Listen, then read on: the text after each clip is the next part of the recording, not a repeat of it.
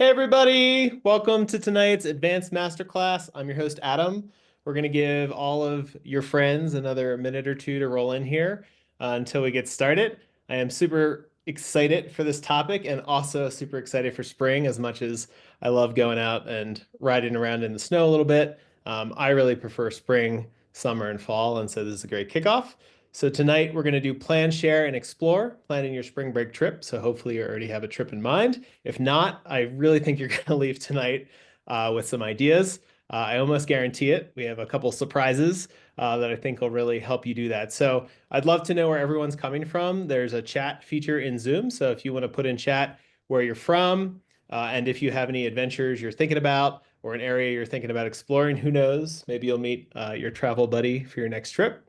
And we're going to get started in just a minute. And so tonight, there'll be chat if you just want to share something with your fellow attendees or just, share some love, share some stoke. But there's also a Q&A section in Zoom. And so if you have questions, there's some awesome onX Offroad success folks on who really know the product really well, and they'll be happy to answer your questions. So if you just want to share something with everyone, put it in chat. And if you have a question, put it in Q&A and we'll make sure that gets answered. All right, so we're gonna get into it. You're here, I'm excited. Let's go, let's do this. So as I said, I'm Adam. I'm your host tonight, Adam Zolak. And if I'm traveling out there and you see me, you might, see me traveling under the name Bantha Overland. So I'm an overlander. I say that just means I love to off-road and I love to disperse camp in awesome places. You can call it what you will, but that's sort of what I call it. And I travel in this F-350 with a truck camper called Bantha One. And does anyone know what a Bantha is? It's a creature. It's a creature from the Star Wars universe that goes almost anywhere. Sometimes it's a little grumpy, sometimes it's a little slow. So we feel like our rig gets us most places, and we love it. I'm often traveling with my partner Val and hopefully some friends. I love being in the middle of nowhere with some folks to enjoy the desolation. And I just love getting out there and exploring new places. So I hope that's why you're here too. And whether, you just like going out for the day for off-roading or go on big multi-day trips, I think, we'll help you find a great adventure for the month or two ahead. I also am a maker. And so, I make software sort of as my day job. And I also have made a lot of tools and equipment for our own travels. I've gotten into 3D printing the last couple of years. And so you can see some of the things I've made when I can't find the gear or find the tool. So this is an example of my MaxTrax pin key or some Starlink mounts. And if you haven't tried Starlink, I have lots of info on it, but it's a great tool to help you stay connected. And if you're like me, even if you download your offline map for onX and you're out there, you decide, hey, let's go over here, let's try this. Starlink can be a great resource to download more offline maps when you're at camp. So, all right. So my mission for Bantha Overland and part of the reason I'm here tonight is to inspire and enable you to get out there, get out on the trail, get around the campfire. I do that by sharing how we find awesome routes and dispersed campsites, some of the DIY gear I was just talking about, and how I mix work and play. I'm actually in Flagstaff, Arizona right now. Home is Colorado because I'm on a big trip. And so I love being able to travel and mix work and play. If you want to find more, you can find me on Bantha Overland on YouTube, Instagram, and on my website. But you are not here to learn about me tonight, so let's get into it. I just want to let you know I get out there too. One other thing I want to mention, because it's coming up quickly, if you're interested in going to the biggest overlanding event of the year, at least that's what I think Overland Expo West is. It's in Flagstaff. It's coming up in about a month. I will be there teaching some sessions, and some of those will be on onX. onX will also be there, and I think they'll be sharing some really cool new features. So I'd say check that out if you're in the area, and they might even have some swag. So stop by, check it out. It's a great time. It's a great time to meet people. All right, so I always like to start these sessions by reminding folks of why I really love onX. Aside from the maps and the tools and the offline maps and all that great stuff, there's 650,000 miles of off-road trails in onX Offroad. I think that is so cool. That's probably more trails than I could ever cover in a lifetime. And that data comes from hundreds of sources that onX puts together from the US Forest Service, from National Park, from BLM, from state, right? All that data is merged into a single road network that says you can drive here. And for 16,000 of those, which are guided trails, it says, are they easy? Are they medium? Are they hard? What's the description of it? What's nearby? What are photos? And we'll look at some of those tonight, but That really to me is like the secret sauce of onX. Like those guided trails are just enough information to help me decide, can I drive there? Do I want to drive there? Can I camp there? Right? Do I want to camp there? And so I always like to call it out because it's super exciting.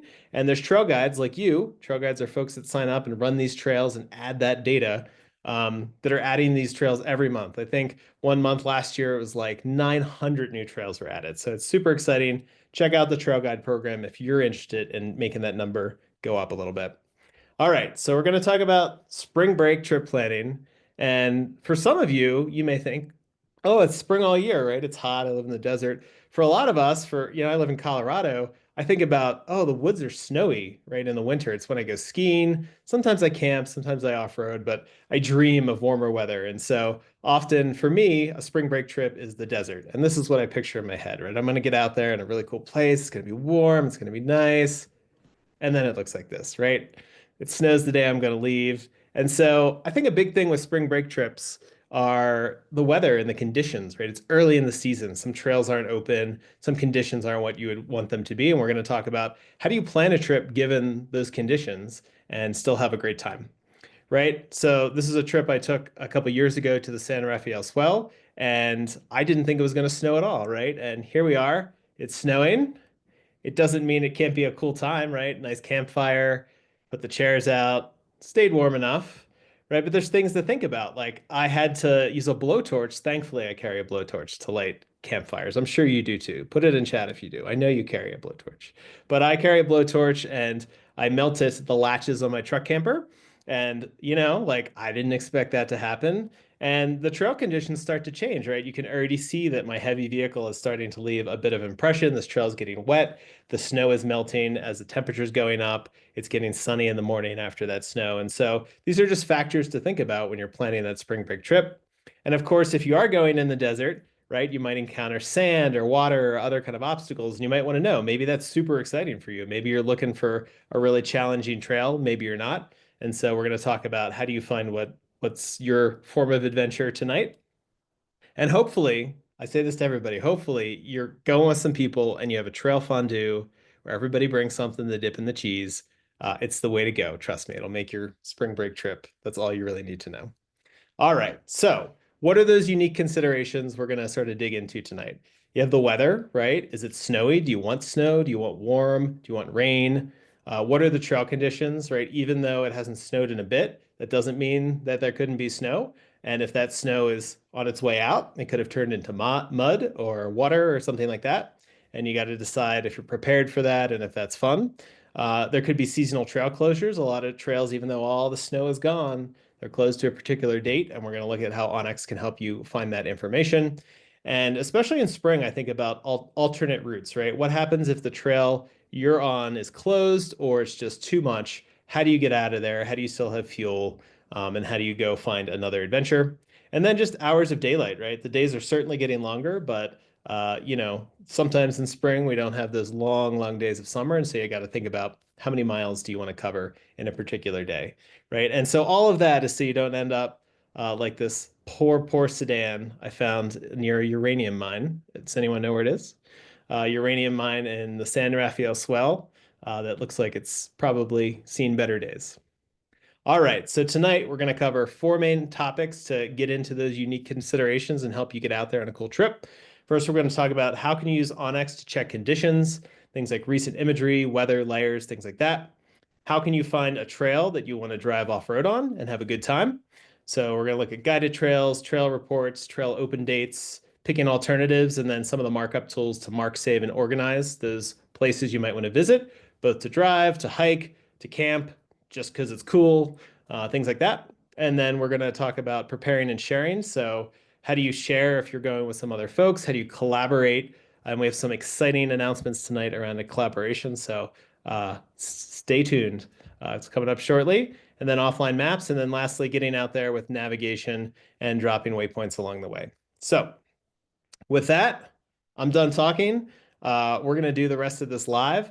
And so if you do have any of those questions, please put them in the Q&A and the onX team will help you as I go through this. All right.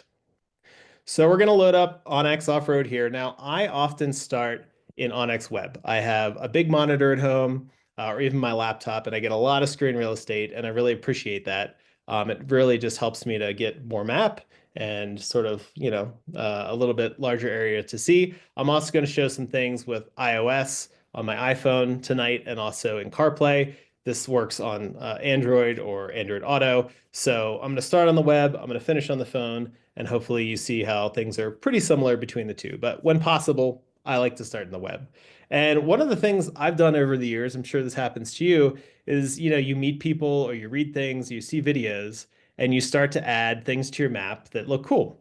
And one of the things I noticed recently is that I have a couple cool things I've added to my map in Death Valley National Park, right? And so over the years, people have told me about these things or I've read about them. And so one of them is the racetrack. I don't know if anyone's been there or heard of it. Anyone know what happens at the racetrack? The rocks slide across the playa somehow mysteriously and they leave trails. There's Tea Kettle Junction, which is a place where people take tea kettles and hang them on the sign for some reason. And I didn't know about this one until recently. There's the Saline Valley Lower Warm Springs, and I love hot springs.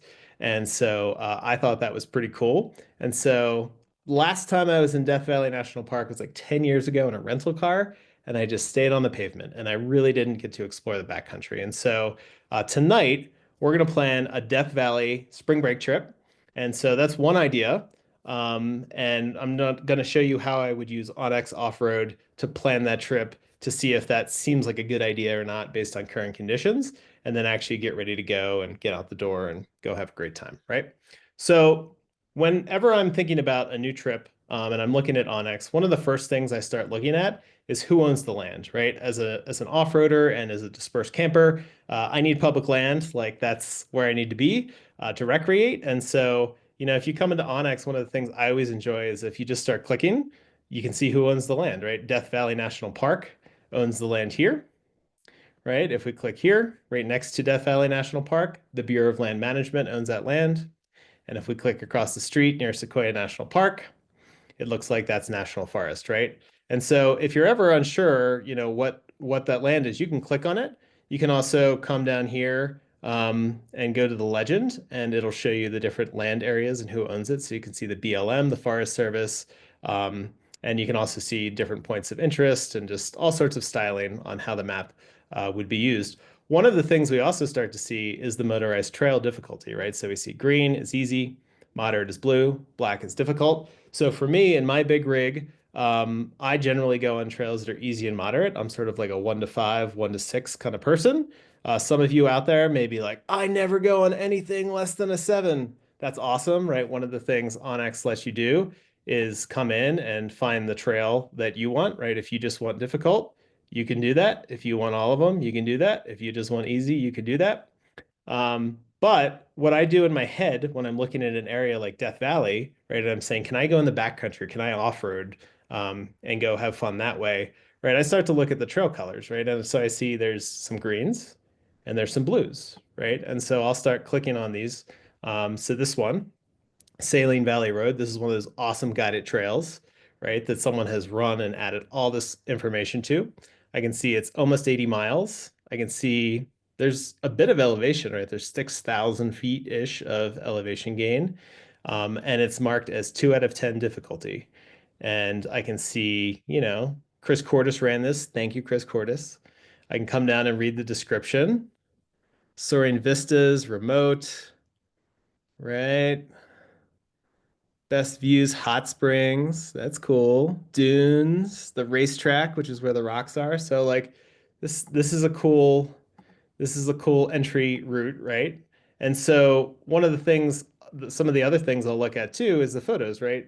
For me, I'm a very visual person. I just flip through these photos to get a sense of like, do I want to be here? Does this look like a place that doesn't have snow in the spring? And so it can be really helpful. I actually see some Joshua trees, which are pretty cool. Um, yep. This looks super cool, right? It's a very remote place. It'd be a great place to go explore with some friends. The road does not look super challenging. So I might want to come down here and read the difficulty description and say, okay, why did Chris say this was easy? So good condition, remote, right? Sharp rocks. Could be a problem if you have a mechanical issue or if it's July and it's like 110 degrees.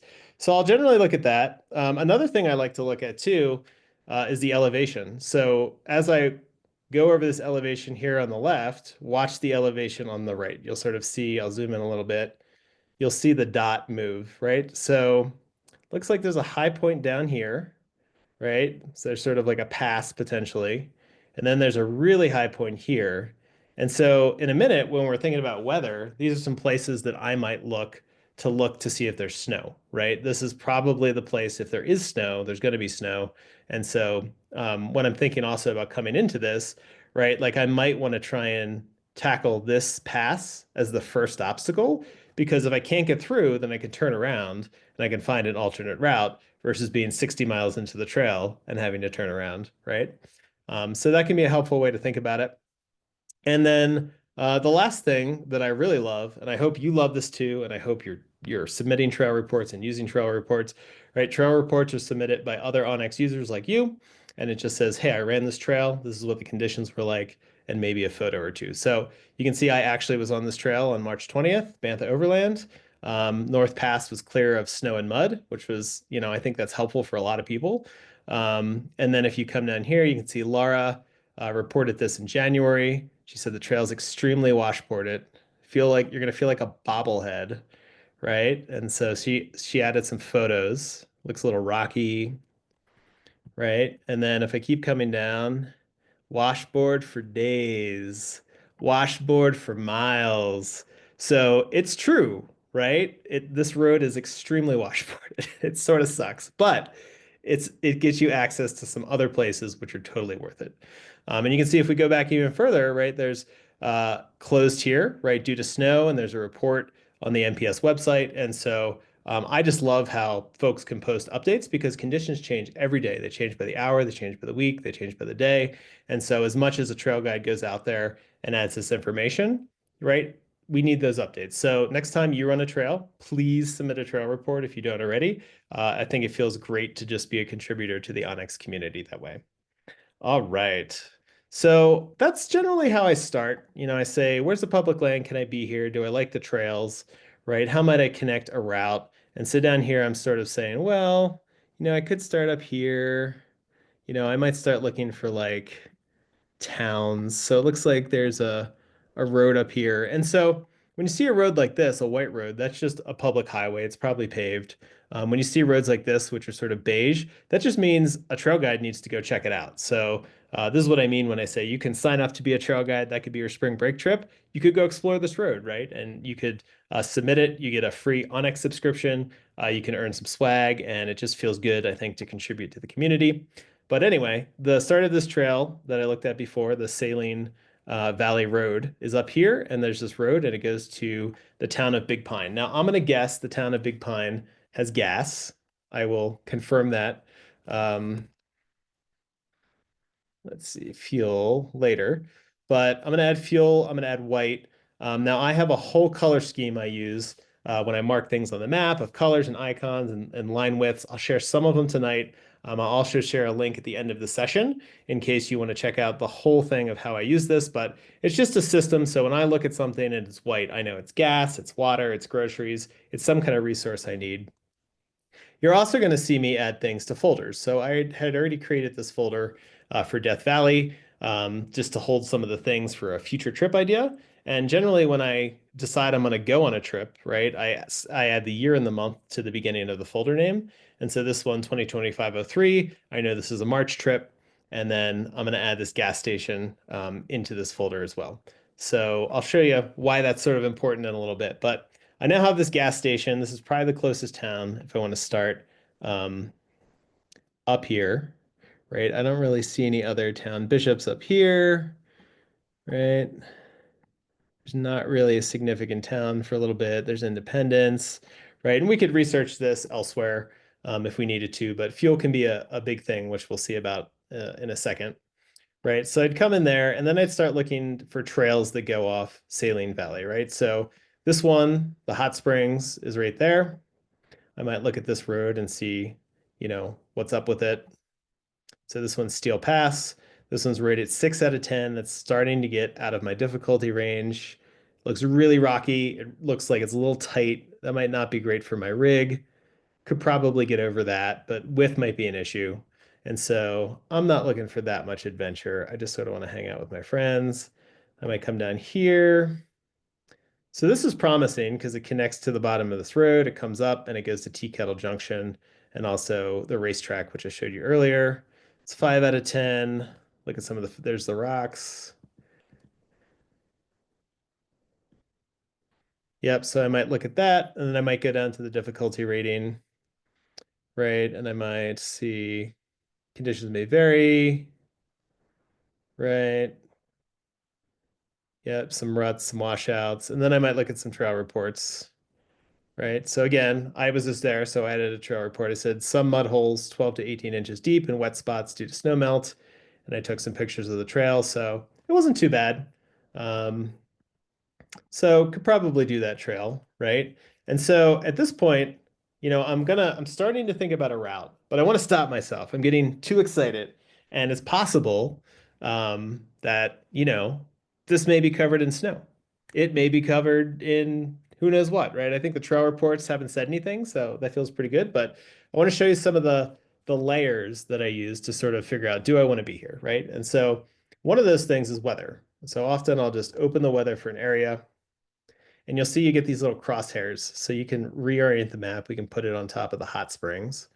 And we can say, what's the weather going to be like this coming week, right? A little bit of wind, very low chance of precipitation.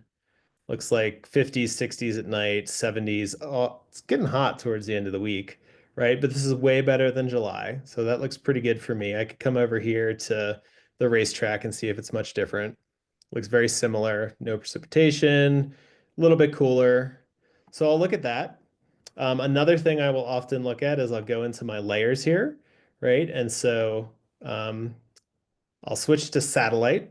And then once you switch to satellite, you can switch to recent imagery. And so recent imagery will give you recent satellite imagery. It's a little bit fuzzier than the regular satellite imagery because it's so frequent, right? And so it's a great way to see if there's snow. So notice here, see all this snow, see all this white? Watch this area on the right too. I'm going to toggle this on and off, right? So you can really see that snow come in here over in Sequoia, right? There's just a ton of snow. But when I come over here into Death Valley, I don't really see any snow, and I can go backwards a little bit. So there's a little bit of snow here earlier in March, but it just doesn't look like a huge snow year. And if you remember, one of the high points was up here. Like this is probably a pass, and I don't really see any snow. And then there was also a high point down here. And so I'm going to look at that as well. And I really don't see a lot of snow. I do see a lot of springs, so there could be a couple of rivers running across the road. So I'm going to go back a little bit,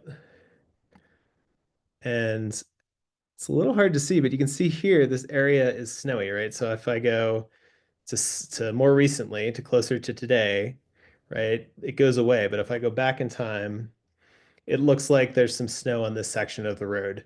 And indeed, this was the section of the road that had 12 to 18 inch sort of just mud holes where there was, water, soft bottom. All the vehicles we were with passed it just fine, but this would be a visual indication like this snow is going to melt eventually. Where's it going to go, right? Some of it's going to go in the road, some of it's going to go to low spots. So recent imagery can be a really, really good tool for that. So I normally check that. And then the last thing I check, sadly, I know it's early in the year and you're like, Adam, there couldn't be a forest fire. Well, so I'm going to go up here to show you activity. Come down here to active wildfire and wildfire smoke. And if we look in this area, there actually is a fire in Bishop, right? And you don't see a lot of smoke. The other day, there was a huge smoke plume going to the east, but thankfully, it's pretty well contained. And if you click on that fire, you'll get information about the name of it, the percent contained, how big it is, who's managing it. And so if you wanted to, right, you could just search Cal Fire Silver, right? Let's try that. And you'd probably get lots of resources on it, and you go find more information if you needed to, right? So super cool feature. I'd say I wish there were a big fire so I could show you the smoke plume and the satellite detected heat spots and all that stuff, which are great resources, but I'm actually pretty happy that there's no gnarly fires right now. So it's a good thing that we can't demo that tonight. All right. So at this point, no fire, no smoke, no snow. The weather looks pretty good. There seem like roads I want to drive on, and there's public land, right? So like I'm sort of excited. I'm ready to go. So I want to show you what I would normally do to start putting things, sort of putting a route down here that's like, hey, I think that might be a fun place to drive, a fun way to go. So I'm going to use the builder tool. So it's up here in the upper right. And I'm gonna move the map over just a touch. So I'm gonna start over here near the gas station because that's where the gas is. And that's really when I want to start measuring my mileage. And I'm gonna come in here and I'm gonna make sure I'm following the paved road. I'm gonna come in here on the saline drive here, and you can see it's sort of, taking this little cutoff here. I'm going to follow the guided trail. I think there's probably a reason that the guide decided to go that way, but I could check that out when I'm there. So I'm going to start coming down here, and it'll generally snap to where you want to go. Um, and you can just click to add points. You can also undo. You can turn off snap to if you just want to draw lines. I'm not going to demo all that tonight, but basically I want to get to the hot springs. And so Hot Springs here, 54 miles. That sounds like a pretty good day one. I'm going to make this pink. And so I use pink for anything I want to do that I haven't done yet. And so that just lets me know, hey, I haven't done that thing, but it's on my sort of bucket list. So I do that with routes, with waypoints. You'll see a little bit more of that in a minute. But that's why, before when we were looking at those waypoints I had marked, they're pink because I haven't done them. They're places I want to visit. So I turn them a different color once I've visited them, and we'll talk about that in a little bit.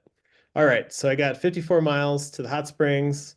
I think I'm going to continue down this road. You can see again, it's trying to snap to a road that's here. I sort of want to stay on the guided trail. So I'm just going to keep coming down here. And then at this point, I'm going to come up Hunter Mountain, which is this area before which I showed you that had snow. I'll come around here, around Tea Kettle Junction, and here's the racetrack. And here's a campsite it looks like. And so I think that's probably a pretty good day two. Now I've gone from what, 50, 60 miles to 125 miles.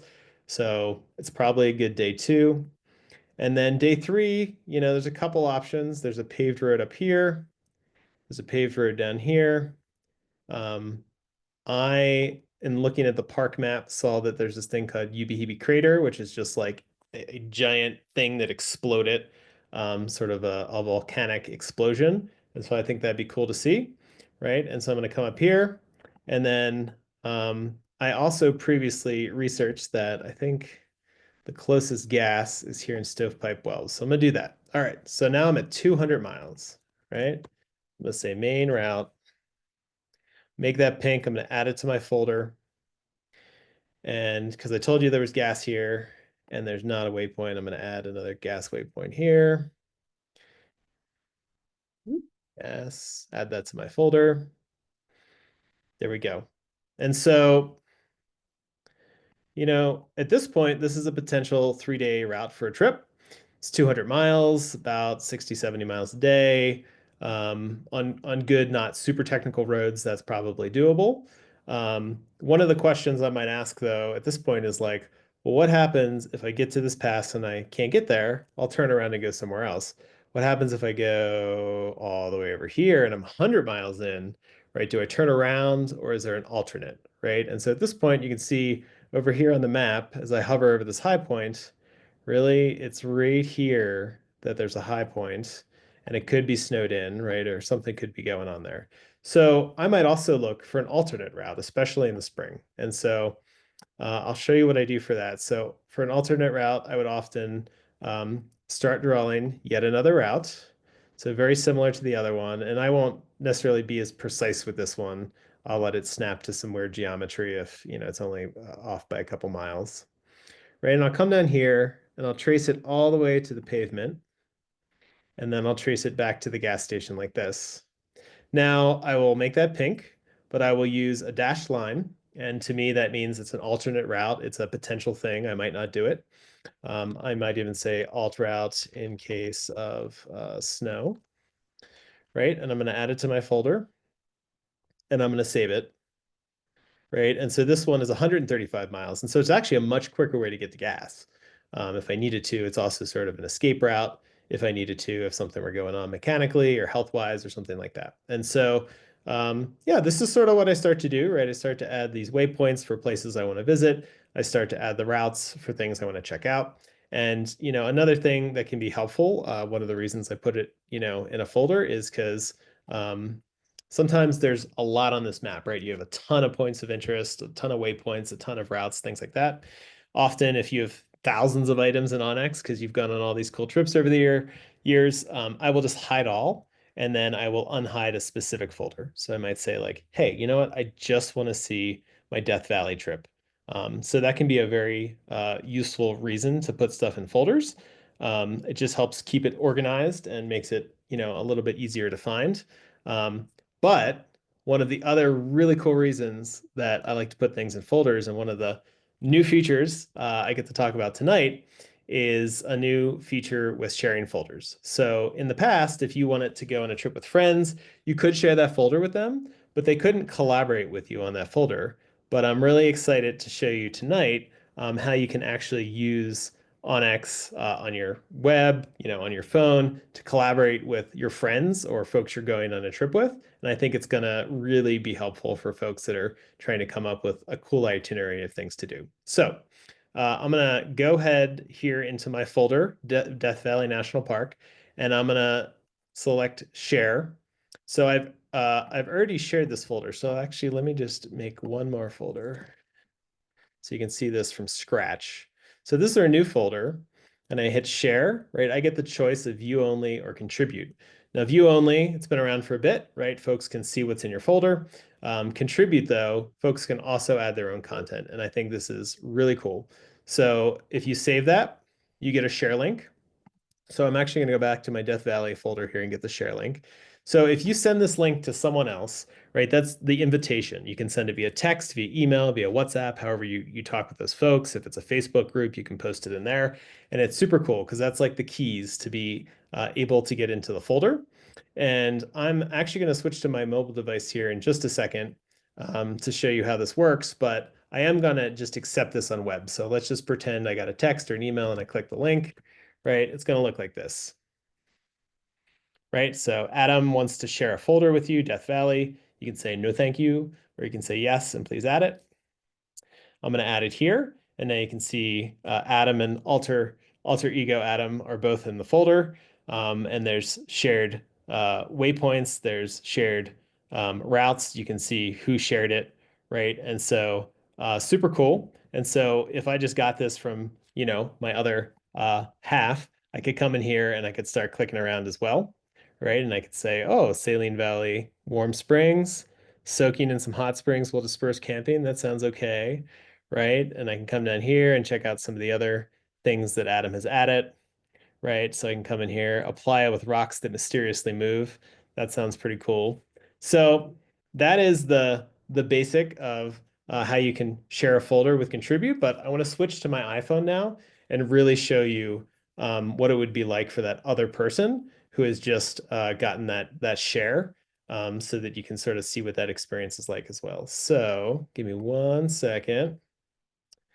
And one of the things I'm going to do is I'm actually going to show you both um, my device here so you can get a nice crisp view of it. And then I'm also going to show you my device in my hand. And I'm just going to show you that so I can show you some of the interactions and gestures and things that I would use. So one of the things I'm going to do is just kill the app and reopen it. It's just the best way to sort of make sure it's refreshed. onX will also refresh in the background, but it's just like a good trick to make sure you get it, right? So if I come in here in my content, right, and I see the Death Valley National Park folder, right? So I see all of those items I just saw on web, and I'm just going to check them out on the map. So you can see here if I just use my two fingers and come in here and check out what's going on, I can tap on the route, right? I can tap on the POIs, right? And so um, one of the cool things I like to do on mobile, like sometimes, if I get something from a friend, I'm like, well, how far is that, right? So if you tap with two fingers here, right, you can measure a distance. So this is about 67 miles. So I might say, oh, how far are we going there? How far are we going there? It's a cool little feature. So sometimes if I'm like, how much further till camp? I'm ready, right? It's like I'm done for the day. That's a cool feature to use. Now, as my friend really likes hot springs, right? And so I think my friend is pretty jazzed that we have this hot spring here. But if my friend comes over here and is sort of looking on the map, there's actually a not remote, it's a paid hot spring, but it's pretty cool up here, right? And so my friend might be looking at the map and say, hey, I want to add a waypoint there. So I just long press on the screen. I'll show you that again. I just hold my finger down and I get the option to add a waypoint or build a route. So I'm going to add a waypoint. I'm going to call it a hot spring, right? I'm going to say hot springs. Yeah. Right. Now, my friend doesn't use the cool color scheme that I use, which I'll share with you later. So he just leaves it black. I don't know what's going on. He needs to learn how to use colors, but at least he used an icon, right? And so my friend can add it to the folder for Death Valley National Park. I am enjoying onX Offroad, right? And so at this point, we're sort of starting to collaboratively build things in the trip, right? And so I'm going to pull up my web view over here again for me, not my friend, right? And if I come in here and I refresh onX, we'll give it a second. Sometimes it takes a second or two. All right. Uh-oh. Where's my waypoint? Please hold. And make sure I got it in the folder there. Yeah. We'll hit refresh folder.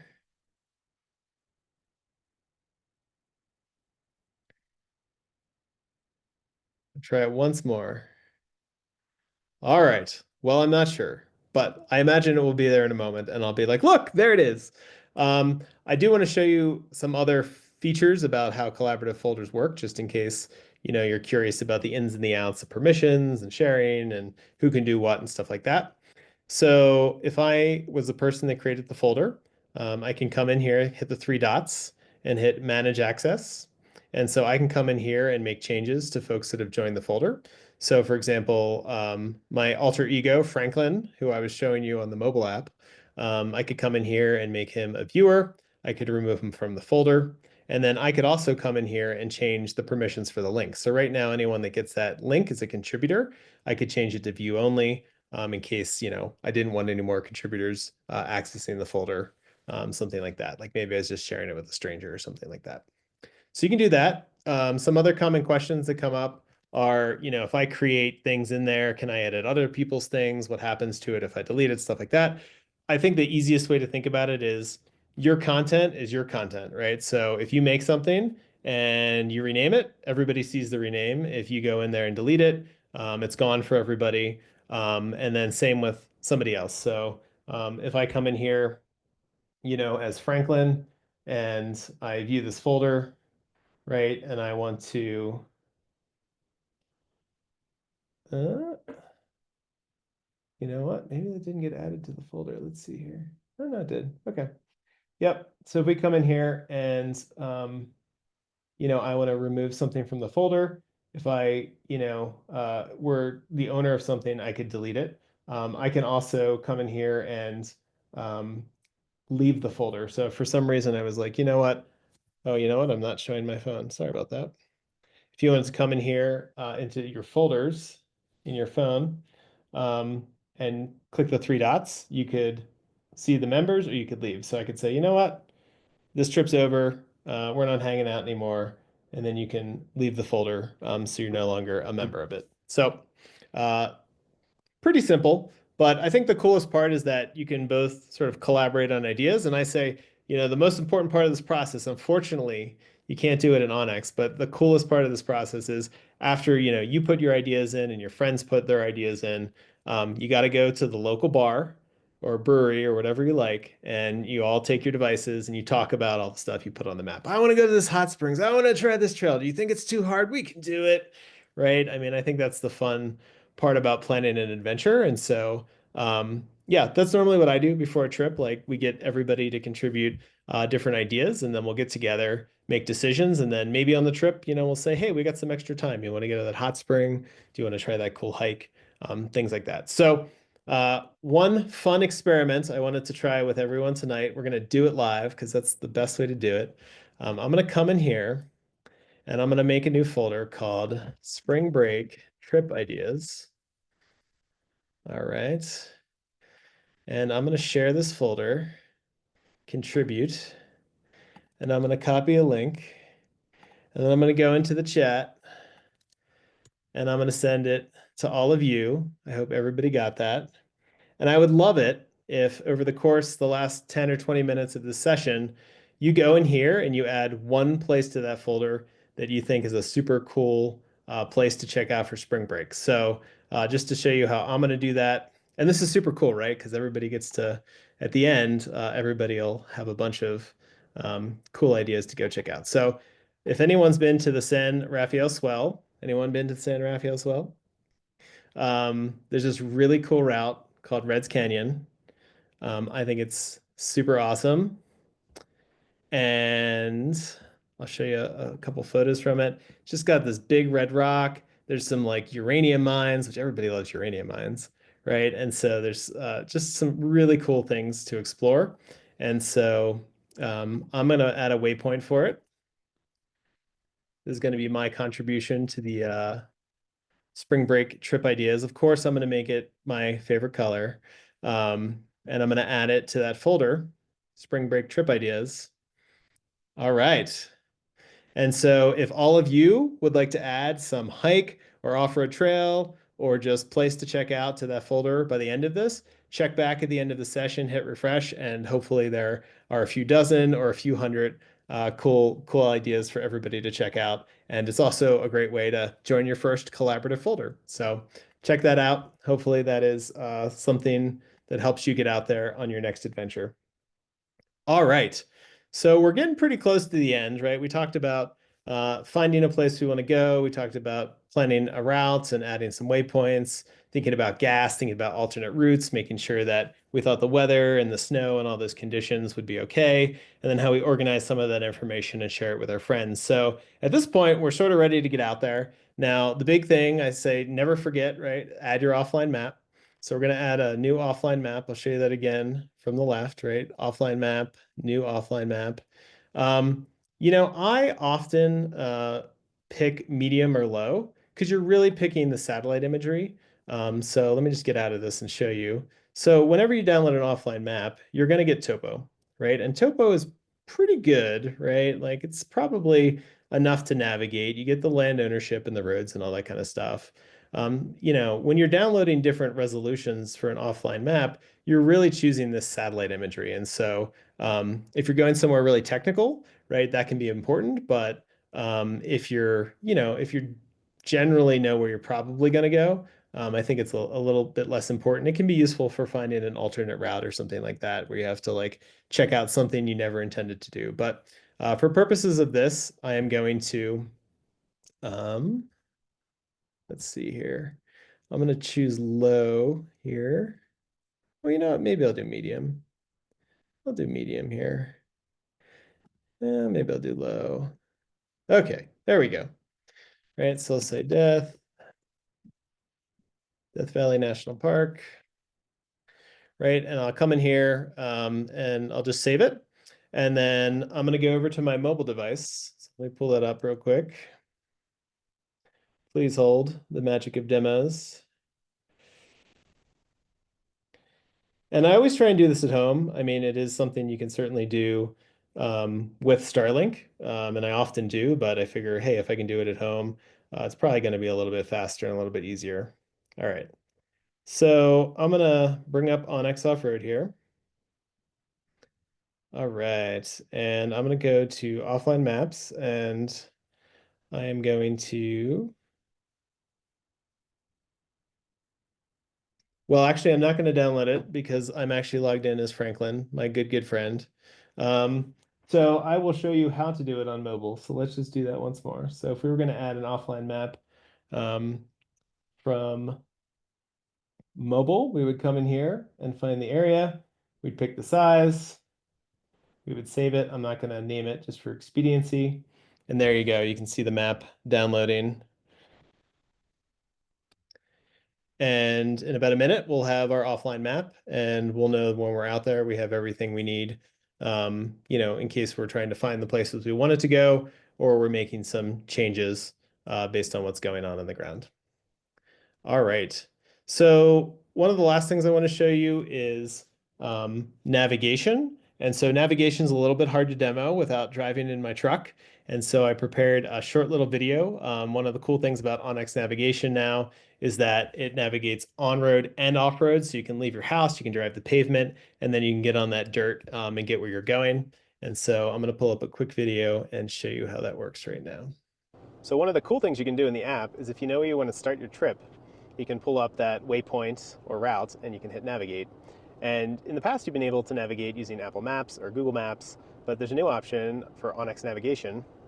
And if you select that, it'll give you turn-by-turn directions, on-road and off-road, which is really cool because a lot of mapping services do not work very well when you get off-road as well. And so if I wanted to go ahead and follow this route, I'd hit go. Head north on Harlan Way, then turn right onto West 76th Avenue. And so you can hear the prompts. And so you can zoom in, you can zoom out. If you pop this up, you can look at the detailed directions if you need to see that. And then you can also preview the route.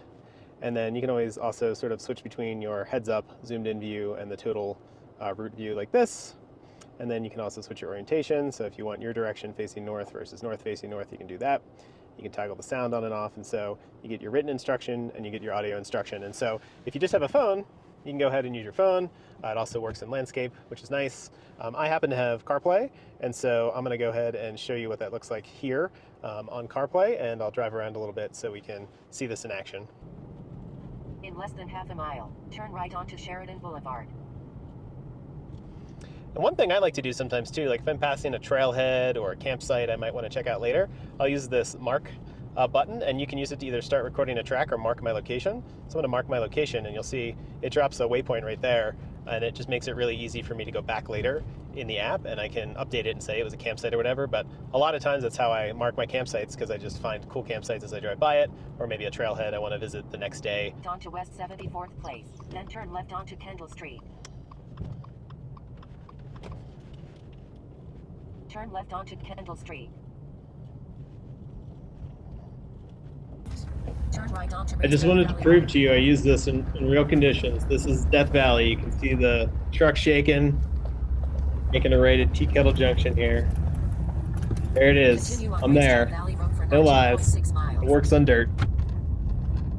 So it's a pretty cool tool. I mean, you would think, why do I need navigation? But I've used it in some situations where I'm just in a mess of roads and the way I thought I was going to go gets blocked and I need to get out. And so, I've used it as a way to just find a way out, right? What's the closest way to get to this gas station? It's also great when I just want to be on autopilot and I just want to get to the trailhead. So as much as I never thought I needed off-road navigation, I use it all the time. So I'd say check it out. I also hear that maybe not everyone got the share link, so I'm going to share it with our folks that are running the event, and I think they're going to get it to you. So the thing I talked about 10 minutes ago, put your cool spot in onX and share it in that collaborative folder. Hopefully everyone will have that link in a second, so you can do that. I'm sorry you didn't have it before now, but just adding a little bit to the suspense. All right, so that's most of what I wanted to cover tonight. I wanted to stop for a second and ask our wonderful host, Brandon, if there's anything that seemed confusing or maybe just something I didn't cover or something I could clarify a little bit so that we can make sure you can get out there on a fun spring break trip. Awesome. Now, Adam, we had some folks ask about the cell coverage layer. Do you want to do a quick demo on that? It's pretty dang cool when you're trying to get out there.